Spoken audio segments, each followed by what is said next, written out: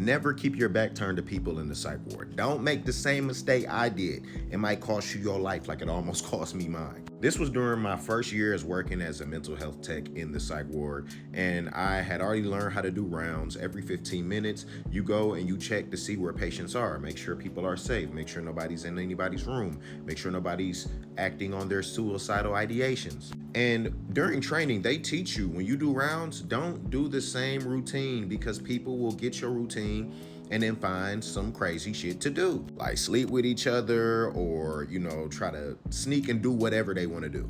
Big safety issue. So this is during midnights. I got mandated, which means I had to work the next shift, even though I work 3:30 to 11:30. If somebody calls in or if they're short-staffed, the newest person on the totem pole has to be the one to stay after, because everybody else earned their stripes to go to hell home. But I, for whatever reason, was doing rounds and I had my back turned for way too long as I was marking stuff in. Call it being tired, call it being a newbie, call it midnights and being off kilter for what shift I usually work. Call it all of that.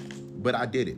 There was a patient on the unit who, man, when he's up, he is a problem all the time. Like, he has a very short fuse. So we would have been tussling if it came down to it. And he just had like a bunch of issues and would pick fights with people and everything. And so I guess he was pretending to be asleep.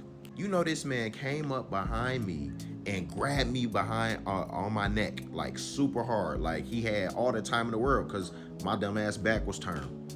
And he starts choking me out. None of my coworkers on the floor. It's midnights, people chilling, they in their routine, they in the room, watching movies, you feel me? Like, and usually it'd be straight when they do that, but this is how you poke holes in the establishment, and I'm new, so I'm not about to shake the table. Hey, y'all shouldn't be whatever. So I'm doing rounds and I'm getting choked out. And you would think that your body would spring into action during something like that. But the way he got me was like in a way where like I had to try to catch my next breath. I'm getting crushed up in here. So as that's happening and I'm throwing the clipboard and trying to turn around and like this dude really trying to choke me out. So I turn around, I'm like, yo, I'm about to get ready to fight for my life, but I really don't got it in me. So, we finna go at it. I'm about to give you the rest of what I got, dog. I'm sorry. I'm probably finna get fired because you ain't about to kill me. You not about to kill me, but for real, y'all, like, never had that feeling before, but bro just gonna already be walking away by the time I gather myself, and he like, I'm just playing. Did I contemplate crashing out? Absolutely, but my trachea was just so messed up and my breathing was so labored and like I lost my breath for so long that I really needed to recover. So I'm going, my coworkers rushing out like, what's going on? I can't even speak.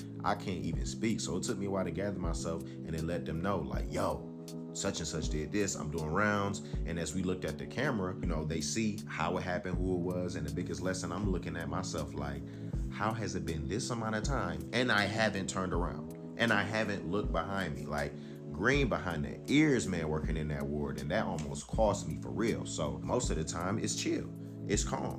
But people are going through an array of different things, whether it is in their control or out of their control.